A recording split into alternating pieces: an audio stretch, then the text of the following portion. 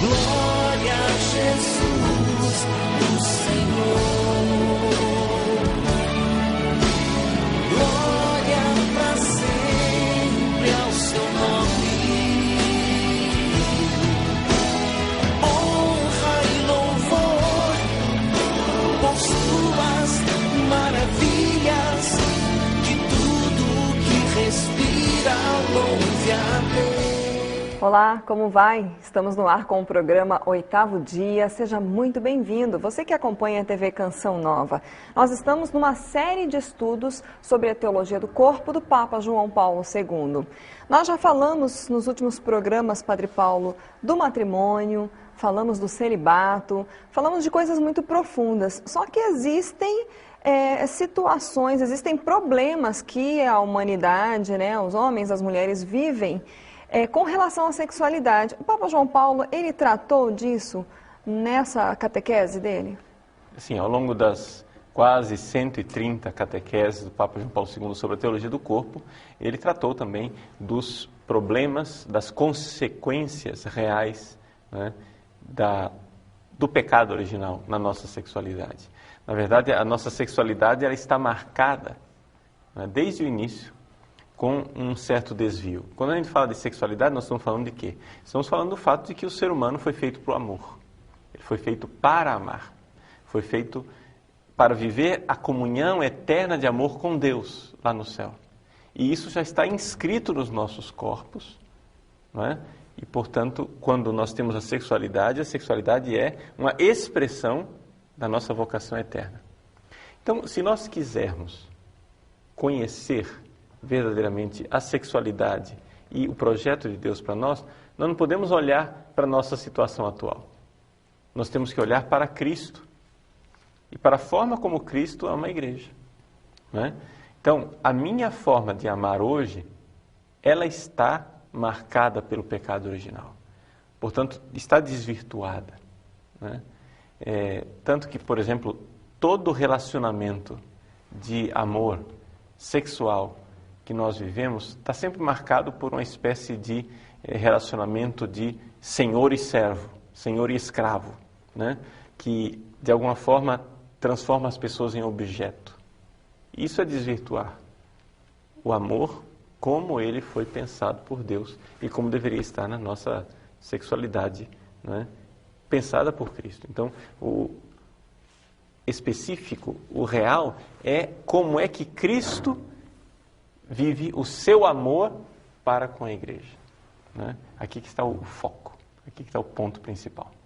E quais seriam, então, os principais problemas apontados com relação a essa questão? A gente sabe que existe a questão, a parte individual, como a pessoa lida com a sua sexualidade, existem as questões envolvendo casais, homossexualidade. Quais são esses problemas? Bom, antes de tudo, a gente já vê que no próprio desenvolvimento sexual, quando os jovens vão conhecendo o mundo sexual, a gente já vê que existe toda uma perversão dessa forma de amar e de viver. Por exemplo, o jovem, ele entra no mundo da sexualidade já vendo, por exemplo, tendo experiência de pornografia, que é uma coisa muito comum hoje em dia. Você não precisa nem acessar sites pornográficos ou assistir filmes pornográficos, basta sair na rua que você tem um outdoor lá na sua frente,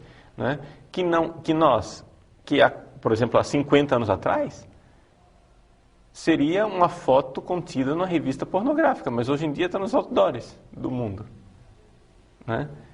Então, coisas assim que são chocantes, marcantes e que vão habituando o jovem a lidar com a sexualidade de forma egoísta. Quando mulheres e homens são colocados em outdoors, desnudos, você está habituando o jovem, o rapaz, a olhar para a moça como um objeto. Então você está reforçando aquela coisa de senhor escravo. E quando você coloca um outdoor de uma menina, de um rapaz, você está habituando a moça a olhar nesse sentido. né? Então, nos últimos tempos nós temos criado uma categoria que praticamente não existia antigamente, que é a categoria do homem-objeto, né? O homem que não somente, ao invés de o homem ajudar a mulher a se elevar, a sair da posição de objeto, o que acontece? A nossa sociedade fez com que o homem descesse a posição de objeto também. Então, são dois objetos agora, né? Então, toda essa coisa do homem que é desejado no corpo enquanto tal. Coisa que era muito, assim, rara, até inexistente no passado, né? Era uma coisa, essa coisa do homem objeto sexual era algo que era vivido somente no mundo gay. Agora isso foi trazido a público e trazido para o mundo, e as mulheres já começam a viver também essa dimensão, né, de um certo desregramento. Então, o que é que a gente vê? Que existe ali algo que não foi querido por Deus, não foi desejado por Deus. Naquela comunhão originária que o Papa João Paulo II apresenta na Teologia do Corpo, entre o homem e a mulher, não era desejado por Deus essa relação de senhor e escravo, né? Então, essa relação é algo desordenado, desagregador, de alguma forma, no jeito de viver a sexualidade. Então, nas escolas, muitas vezes, a masturbação é apresentada para os jovens, rapazes e moças, como sendo algo necessário para você conhecer o seu corpo, né? Mas o que é que a masturbação faz com o jovem?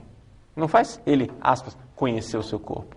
Faz ele ter um olhar para os seus parceiros sexuais de objeto.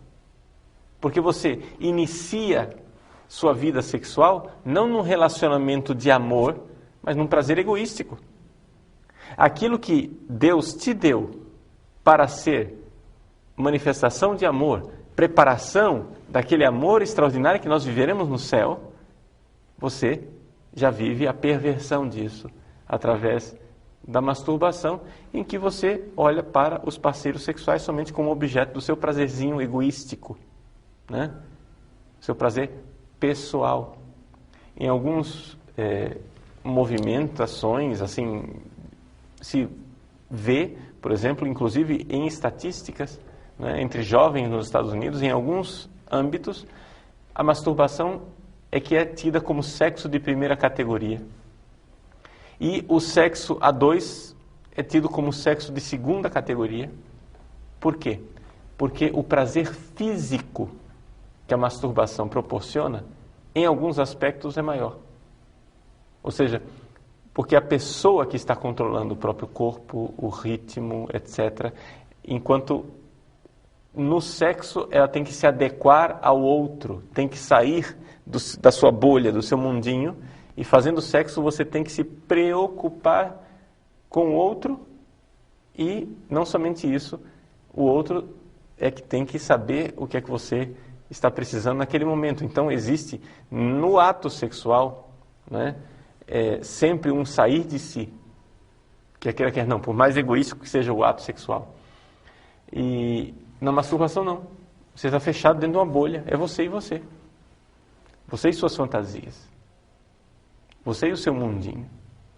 Né? Então, veja como as coisas são distorcidas desde o início. Parece, há uma inversão aí, né, Padre Paulo? Porque o homem, os jovens, eles estão sempre em busca do amor, né? Começam desde cedo, desde a adolescência, a olhar o outro, né, com aquele encantamento, né, e de repente isso se desfaz.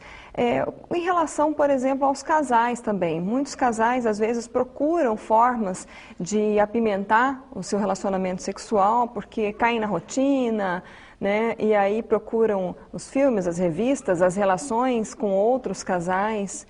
E quanto a isso? Bom, o relacionamento sexual, ele deve ter as características do amor de Cristo pela igreja. Não é? Nós já vimos essas características em programas passados. O amor de Cristo pela igreja é um amor livre, total, fiel e fecundo. É para isso que nós somos chamados. É isto que nos realiza. Então, se nós saímos dessa realidade, de alguma forma, nós nos deterioramos o relacionamento e nos pervertemos, né?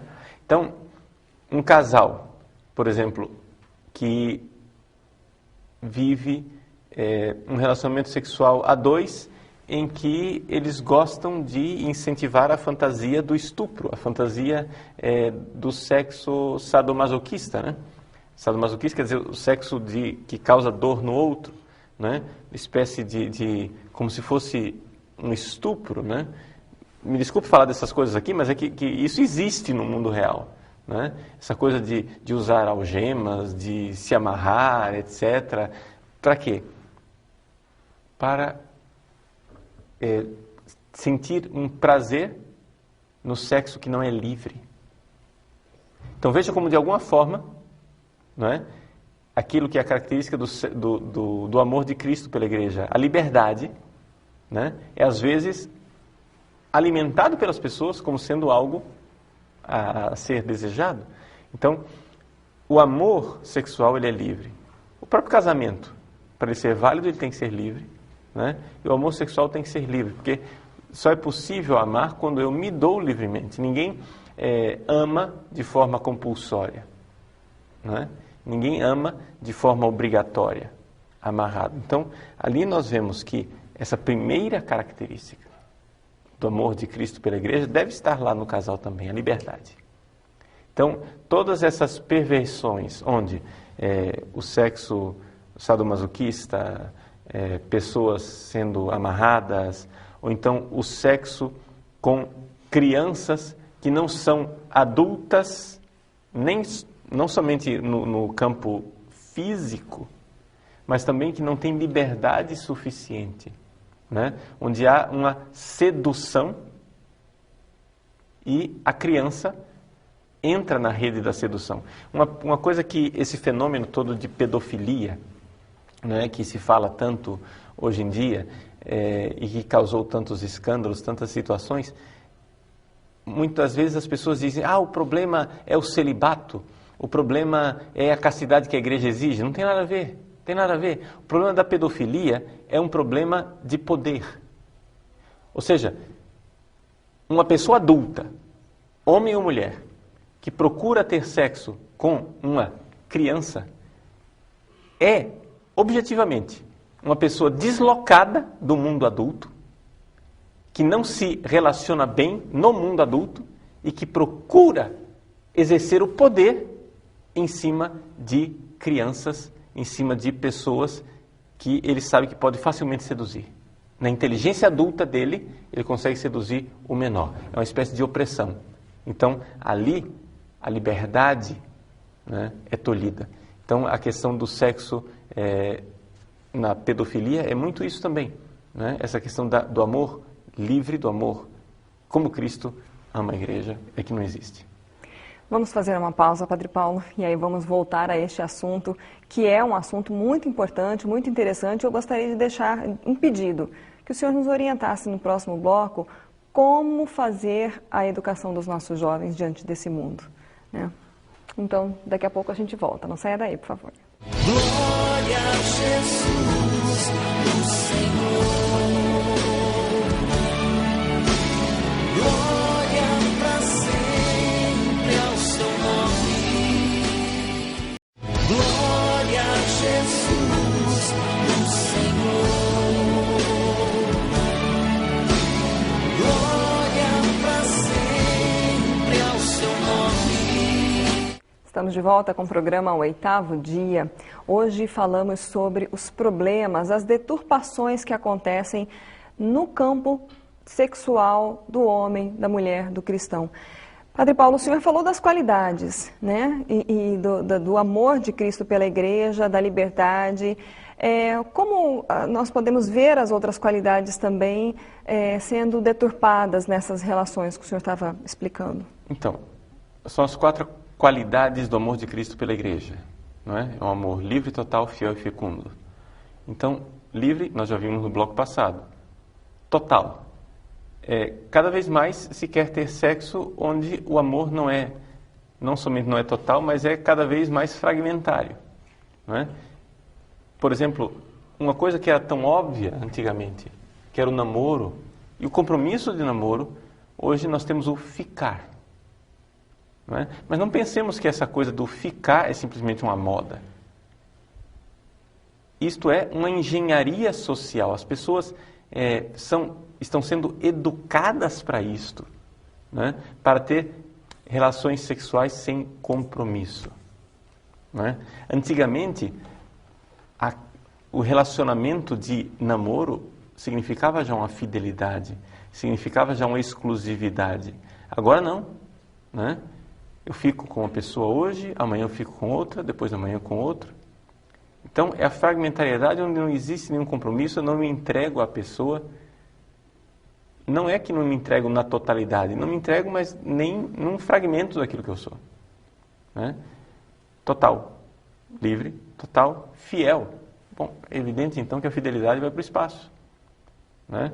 Troca de casais, pornografia, o casal que leva filmes pornográficos para apimentar o seu relacionamento, mas é evidente que ali trata-se de infidelidade no coração. Não é? Você ter uma relação sexual com a sua esposa, tendo no coração outras mulheres, tendo no coração outras realidades, isso é absolutamente anormal, não é conforme o amor de Cristo na sua fidelidade. E é claro, então, troca de casais, sexo grupal, tudo isso, nada disso é amor, mas tudo isso leva com que o parceiro do ato sexual seja objeto. Não é como Cristo amou a igreja. E é evidente, o amor de Cristo também é fecundo. Né? O amor de Cristo, ele também, Jesus disse, eu venho para que todos tenham vida. Então, a fecundidade do sexo, essa é a primeira coisa que cai, geralmente. Né? Ou seja, a primeira coisa, quando o demônio quer degradar o ato sexual, é tirar a fecundidade. Né? O demônio não é capaz de produzir vida, ele só é capaz de produzir morte. É uma cultura da morte. É uma realidade onde faça tudo para não engravidar. E se engravidar, aborte. Essa é a cultura da morte. Né? E essa cultura da morte que começa esterilizando as pessoas para que elas não tenham filhos. E matando as crianças no ventre da mãe através do aborto, termina por matar os próprios sujeitos que estão fazendo a relação sexual. Ou seja, essa cultura da morte, o demônio ele é assassino, né? Ele é homicida desde o princípio.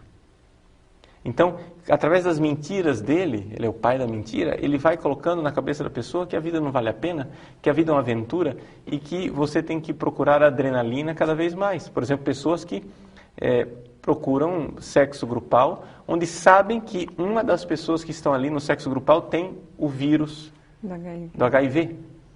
Somente para ter adrenalina da possibilidade da morte e assim provocar uma excitação sexual maior. É um absurdo. Ou seja, a gente vê claramente que as pessoas estão indo para o abismo da morte. Essa não fecundidade da relação sexual se transforma cada vez mais até mesmo no extremo, que não é somente a esterilidade, mas é o homicídio. Né? Ou seja, é matar e ser morto. De alguma forma, isso é levar ao extremo essa tendência sadomasoquista de senhor e escravo, com o qual o sexo humano ficou marcado pelo pecado original.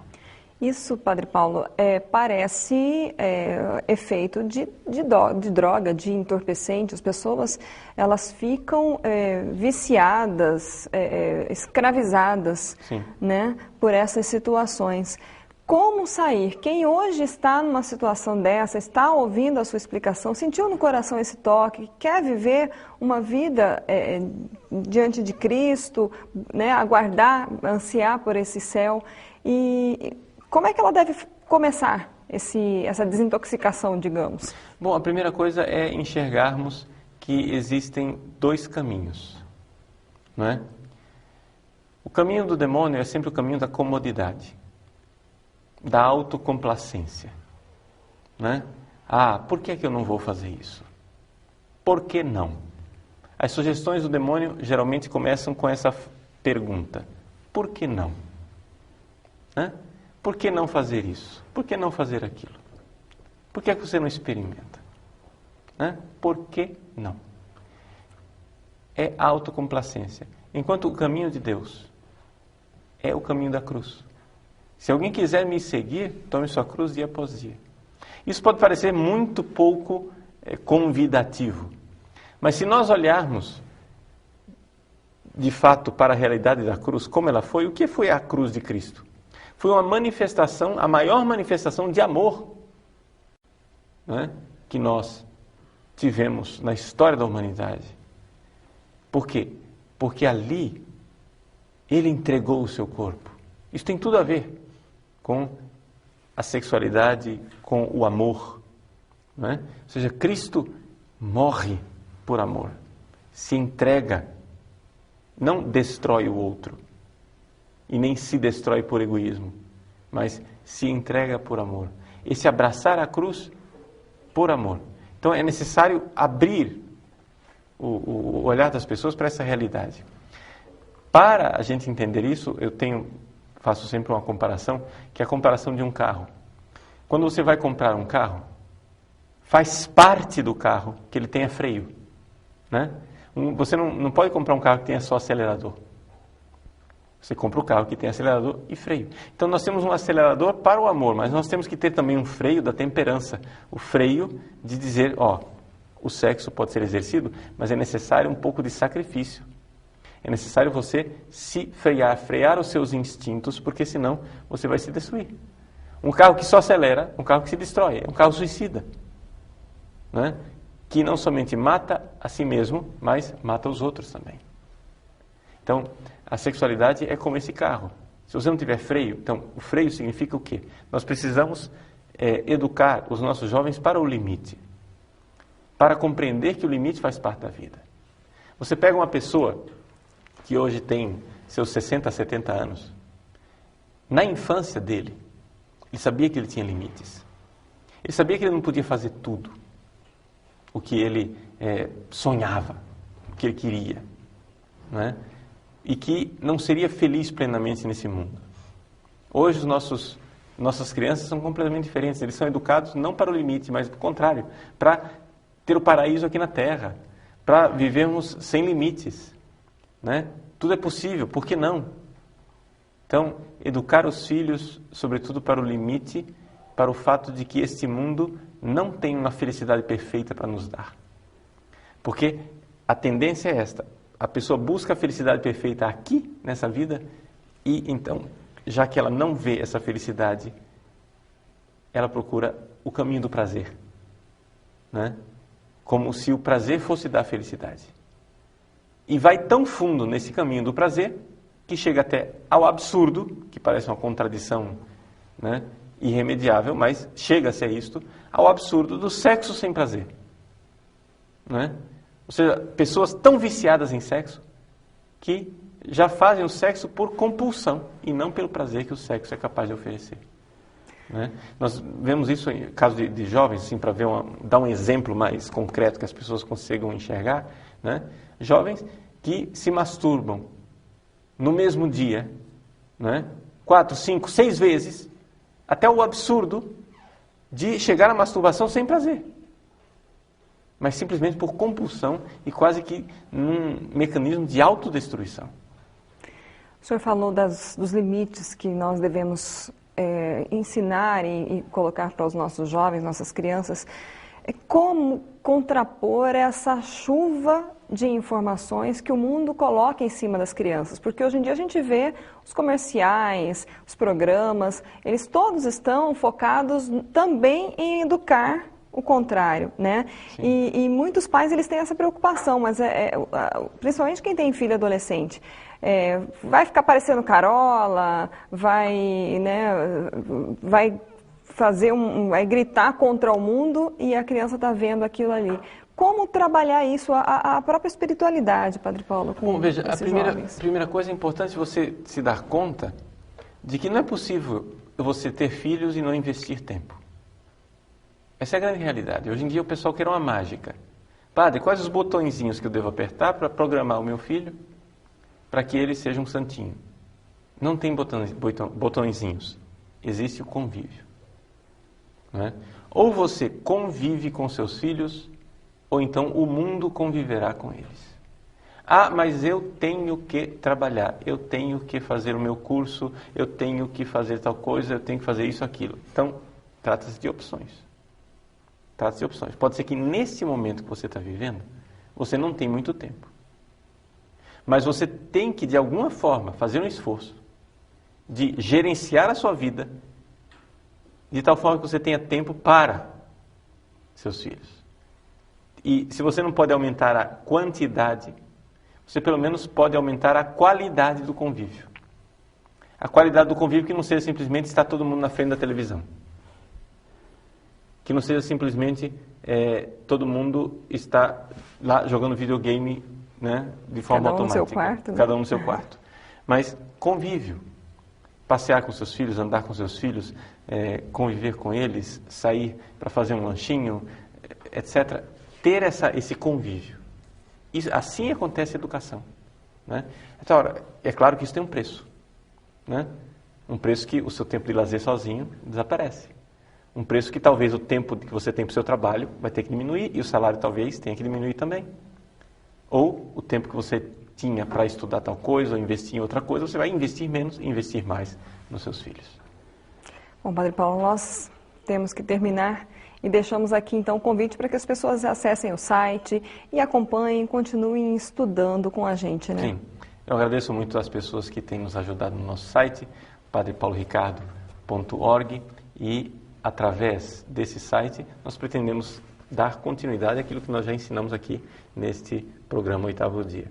Então acesse padrepauloricardo.org, seja também nosso assinante no nosso conteúdo exclusivo e, se Deus quiser, nós teremos cada vez mais um site dinâmico com informações para você. Que Deus abençoe você. A gente se encontra na próxima semana no programa Oitavo Dia.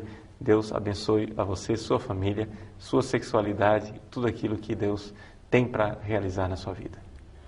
Então, bom domingo para você e até a próxima semana. Glória a Jesus, o Senhor. Glória para sempre ao seu nome. Honra e louvor por suas maravilhas, que tudo que respira louve a Deus. Glória a Jesus, o Senhor. Glória para sempre ao seu nome. Honra e louvor por suas maravilhas, que tudo que respira louve a Deus. O programa Oitavo Dia está no ar. Fique com a gente. Nós estamos em uma série sobre a teologia do corpo do Papa João Paulo II e temos tido nesses últimos programas orientações muito profundas, muito especiais para o nosso dia a dia, para os pais que estão aí preocupados com a educação sexual de seus filhos, né, Padre Paulo? Hoje nós vamos falar mais especificamente sobre um assunto que tem a ver com toda a juventude, que é o sexo antes do casamento. Como é que a igreja se posiciona? Como é que o Papa João Paulo II trata disso? Bom, as pessoas acham que trata-se apenas de uma proibição. Hoje em dia a mentalidade é um pouco essa, né? Ou seja, por que é proibido? Por que a igreja não libera o sexo antes do casamento? Afinal das contas, nós estamos em tempos modernos e as coisas mudaram, o mundo mudou. Por que a igreja não libera o sexo antes do casamento? Bom, falar da igreja que libera o sexo antes do casamento é como se a igreja tivesse poder para fazer isso. E as pessoas não entendem que não se trata disso. Não se trata de mudar as coisas. A igreja não pode liberar, por exemplo, a lei da gravidade, né? As coisas, ela está aí, ela afeta nossas vidas, né? O sexo antes do casamento é algo que não pode ser liberado pela igreja, porque a igreja tem consciência de que existe um Deus Criador. E este Deus Criador fez o homem e a mulher com a sexualidade que é para a reprodução também. É para o bem dos dois. É para a felicidade dos dois, sem dúvida nenhuma. Mas tem também um terceiro, necessariamente, que é o filho. Não é? Então, quando você fala de sexo antes do casamento, você está falando o quê? Está falando, no fundo, de uma mentira no relacionamento dos dois. Quando o rapaz e a moça têm um relacionamento sexual, eles estão fisicamente dizendo, porque o sexo fala, o sexo ele é um dizer, o sexo é uma mensagem. Eles estão fisicamente dizendo um para o outro, eu sou todo teu. Depois eles se levantam da cama, cada um vai para o seu lado, e aquilo era uma mentira. Por que o sexo é necessariamente um dizer eu sou todo teu? Porque envolve claramente, não é, um compromisso de vida um com o outro. O sexo comporta a possibilidade de nascer dali uma criança. Não é? E na entrega mútua dos cônjuges, do marido e da mulher, nasce a fecundidade do filho, e esse filho tem direito a ter pai, tem direito a ter mãe, né? A vida toda. Isso é uma entrega totalizante, algo muito envolvente. Então o sexo não é um lazer, não é uma brincadeira, não é um joguinho, né? Você não tá, quando você está fazendo sexo, você não está jogando truco, não é um negócio assim que passa e depois você se levanta e vai embora. Não, você está dizendo algo para a outra pessoa. E é por isso que muitas vezes as pessoas até chegam a perceber uma verdade sobre o sexo antes do casamento. O sexo antes do casamento abala o relacionamento. Ao invés de tornar o relacionamento mais confiante, mais tranquilo, entre o rapaz e a moça, eles se entregam mais, eles se gostam mais, eles se querem bem mais, não. O sexo abala o relacionamento dos dois, porque ele implanta uma dúvida. Será que ele me ama ou ele está me usando? Será que ela me ama ou é simplesmente o prazer que nós sentimos?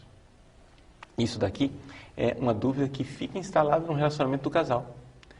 Por quê? Porque o sexo antes do casamento é objetivamente um usar o corpo do outro para um prazer pessoal. Não é uma doação, não é uma entrega, não é um dar-se de forma crucificada, onde eu dou a minha vida para o outro. Isso não, assim, pela natureza do sexo antes do casamento, isso não pode acontecer. Por quê? Porque eu não estou dando a minha vida para o outro. Ah, mas padre, mas nós nos amamos totalmente, infinitamente, plenamente e nós vamos nos casar. Sim, então por que não casa? Ah, ainda não. Entende que aquele ainda não é que faz com que o sexo antes do casamento seja uma mentira. O sexo antes do casamento é sempre uma mentira. Mas padre, como é que a gente vai conseguir se segurar? Bom, a gente aqui faz a pergunta, se você não é capaz de se segurar agora, antes de se casar, você vai ser capaz de se segurar depois que se casou? Porque os solteiros têm uma certa ilusão. Eles acham que eles têm problemas de castidade porque não são casados. Mas quando eles se casarem, todos os problemas de castidade estão resolvidos. Bom, eu tenho alguns quilômetros de confessionário e eu sei que não é bem isso. As pessoas se casam e os problemas de castidade continuam acontecendo. Né? Eu conheço, né, de confessionário essa realidade. Então, creia nisso, né? Creia que existe realmente essa dificuldade. As pessoas precisam se segurar mesmo depois de casados. E quando você tem relações com a sua namorada, com o seu namorado, uma coisa você sabe concretamente. Que esta menina com a qual você está tendo relações sexuais, ela aceita fazer sexo fora do casamento. Isso é verdade agora? Será que não será verdade também depois de casar? que esta mulher com a qual você irá se casar aceita fazer sexo fora do casamento? E isso é verdade também a respeito do seu namorado. O rapaz com o qual você está tendo relações sexuais, minha filha, você sabe uma coisa a respeito dele: ele aceita fazer sexo fora do casamento. É isso que está acontecendo. Realmente, você está vendo isso acontecer. Não acontecerá depois de casar? Então, é aqui que nós vemos, né, a cegueira das pessoas, de alguma forma, estarem se usando mutuamente e não se darem conta. Não se darem conta de que aquilo, ao invés de ser uma celebração, como deveria ser o sexo matrimonial, uma celebração do amor, onde há entrega mútua, total, né, com aquelas 4 características do amor de Cristo, né, livre, total, fiel e fecundo, ao invés das pessoas se entregarem mutuamente nessa realidade, as pessoas estão, na verdade, usando uma a outra e abalando o relacionamento. Padre Paulo, e de que forma os jovens eles podem lidar com isso no seu dia a dia, quando, por exemplo, um deles, né, um namorado, digamos, é uma pessoa de igreja, busca uma vida cristã, de oração, de santidade, e a moça não, ou vice-versa. Como convencer, digamos, o outro dessa fé, né, dessa vida que ele quer viver? Bom, a primeira coisa é que vamos lembrar por que é que a gente namora, né? O namoro não é um esporte, não é uma diversão, não é um passatempo. Mas o namoro é um ensaio para um casamento. Então a primeira realidade que você tem que entender é que se você tem um namorado, uma namorada, que tem valores completamente diferentes dos seus, você já entende que você não quer se casar com aquela pessoa deste jeito.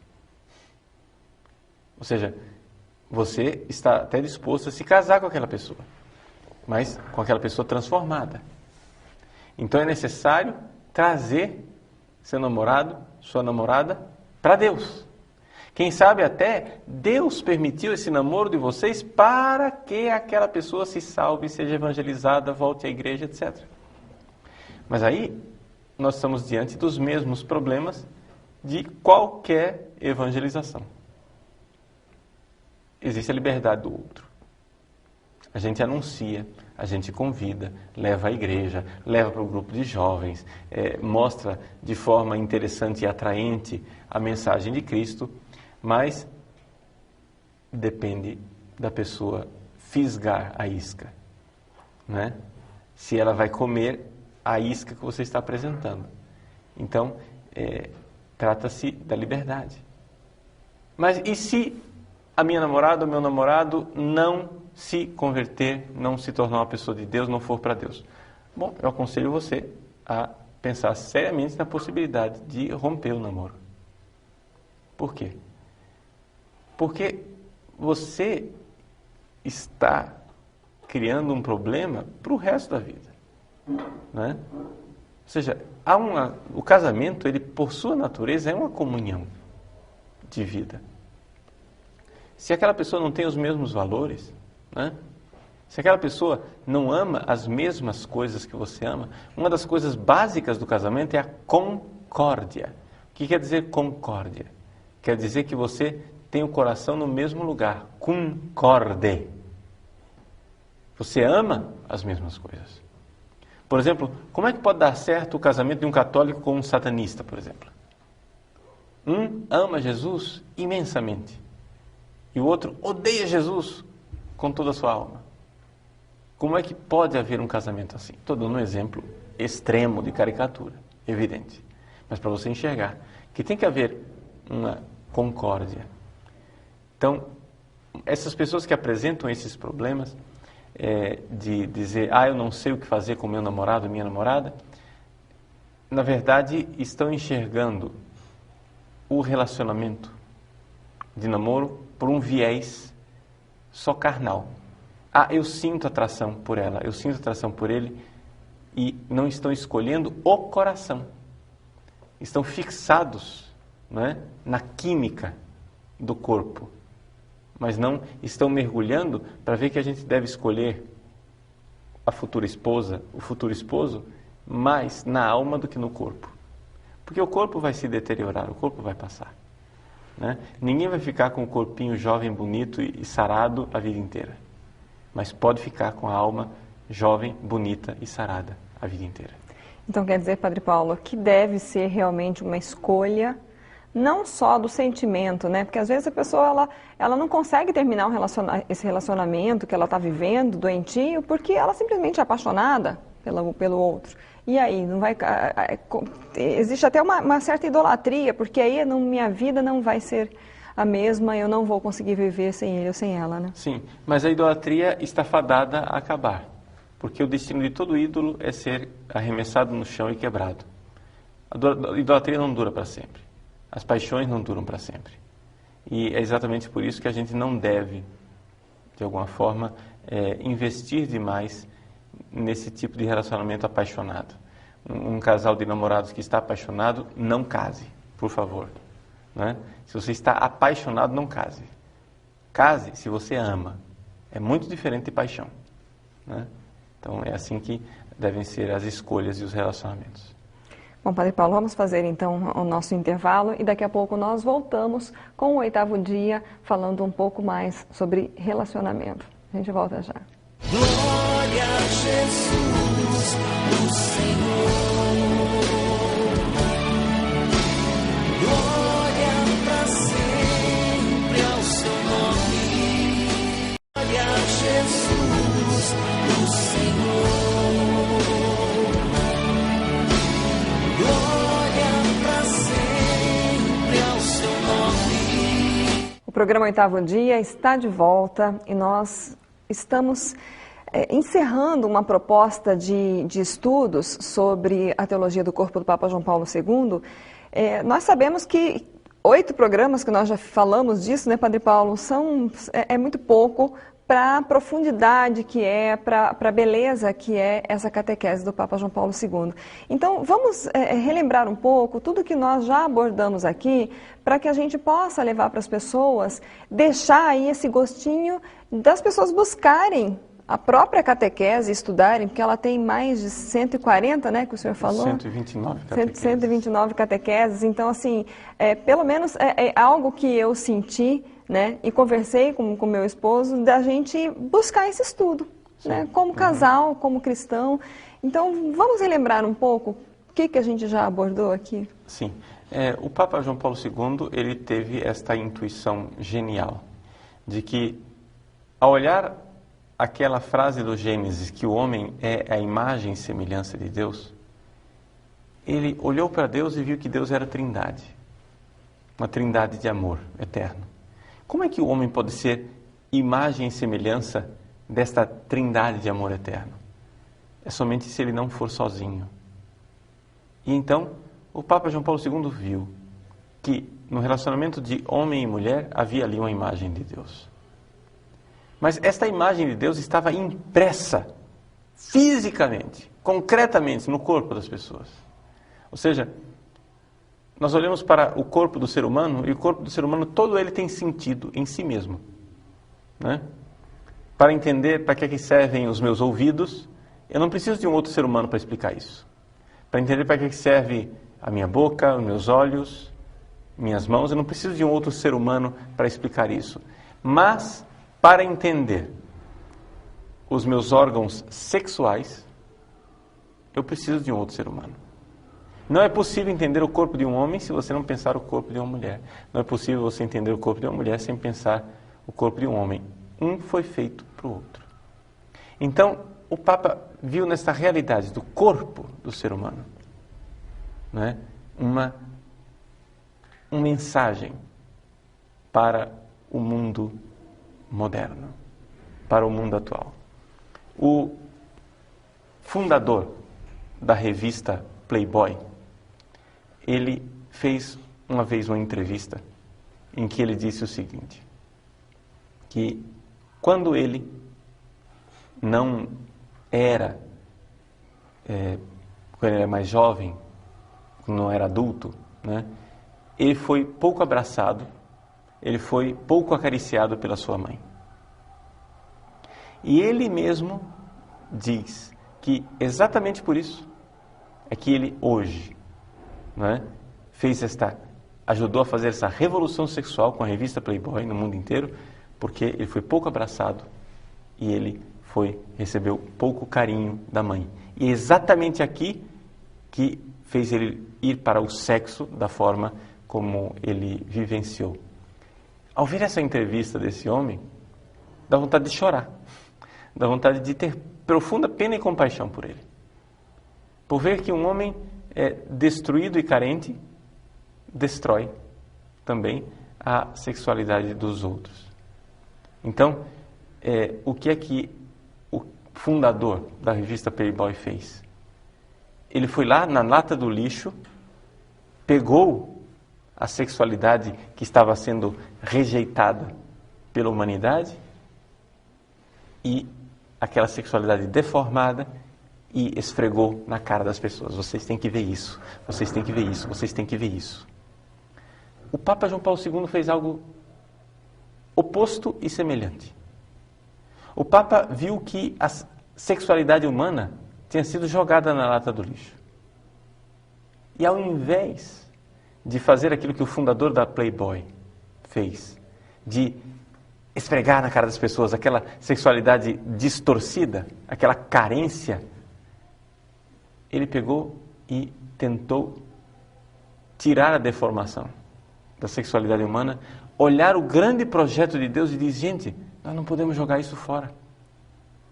Nós não podemos jogar fora a nossa sexualidade, porque ela é uma imagem belíssima de Deus. Ela é uma imagem do grande projeto vocacional que nós temos de Deus. Então aqui que está a riqueza dessa teologia do corpo do Papa João Paulo II. Ou seja, na década de 50, nós temos aí dois homens, 1950. O fundador da Playboy e um bispo polonês chamado Karol Wojtyła, que seria depois o Papa João Paulo II. Os dois viram que a humanidade estava jogando a sexualidade na lata do lixo.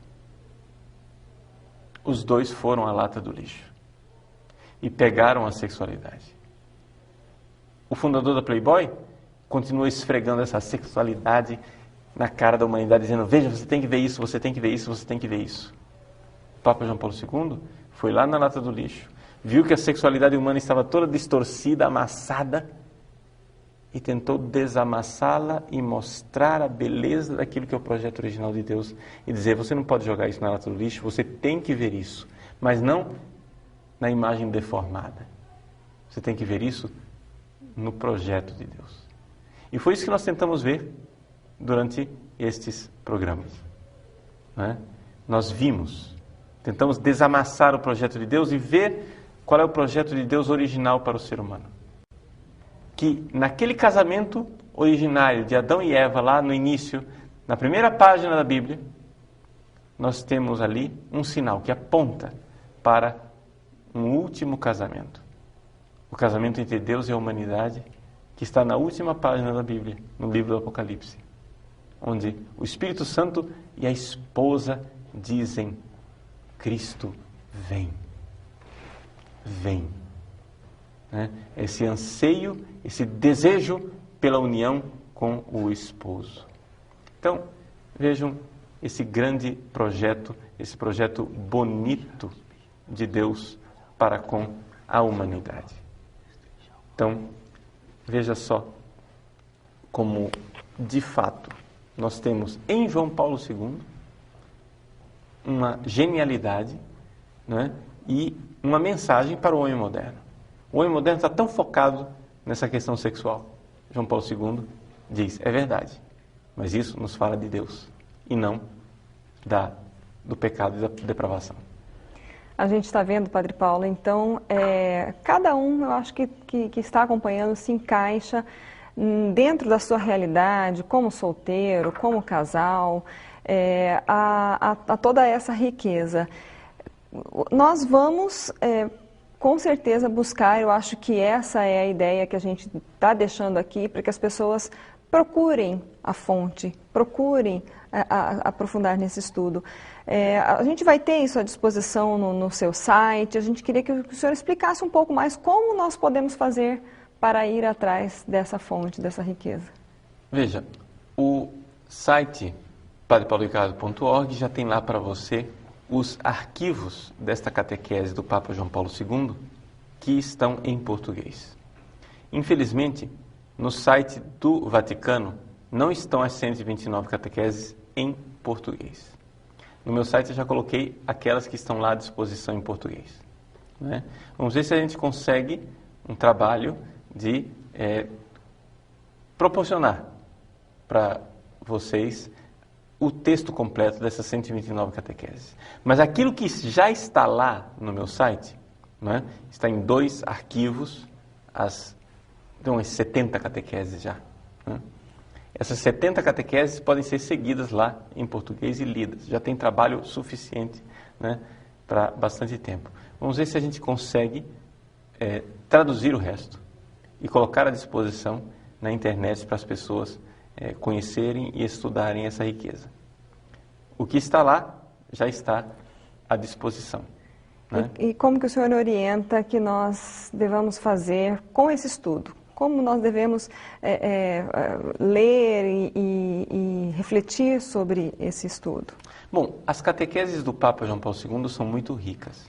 Então, não é algo assim que a gente entenda à primeira vista, né, já imediatamente.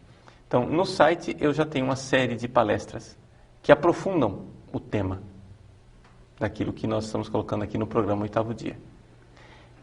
Além destas palestras, né, eu penso que eu farei em breve um curso, né, em que as pessoas poderão se inscrever, mediante assinatura, para a gente estudar o texto real, né, grupo de estudo para essa catequese. Então a gente pode fazer isso daí, né, grupo de estudo para aprofundar isso daqui, porque a catequese, as catequeses sobre a teologia do corpo do Papa João Paulo II são realmente algo impressionante e é a mensagem do Evangelho para o homem atual.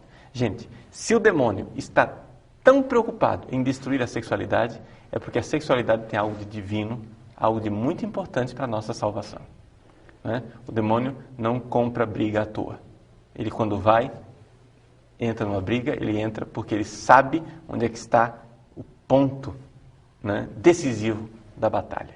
Então, a sexualidade é importantíssima porque Deus é amor. E se nós pervertermos a sexualidade humana, nós estamos afastando o homem desse projeto de amor de Deus, afastando o homem da salvação e, portanto, realizando aquilo que é o desejo do demônio, afastar os homens de Deus. As pessoas podem também mandar perguntas, né, Padre Paulo? Quem estiver acompanhando, vamos lembrar aí o site e deixar o convite, finalizando esse programa, para que acessem, que estudem, que se enriqueçam também. Sim, nós temos no nosso site, todas as semanas, né, temos um programa, um podcast semanal, ou seja, um pequeno programinha de meia hora, em que nós tratamos de assuntos, né, da atualidade, e esse site, esse programa, ele é alimentado pelas suas perguntas também. Então você pode entrar lá em contato.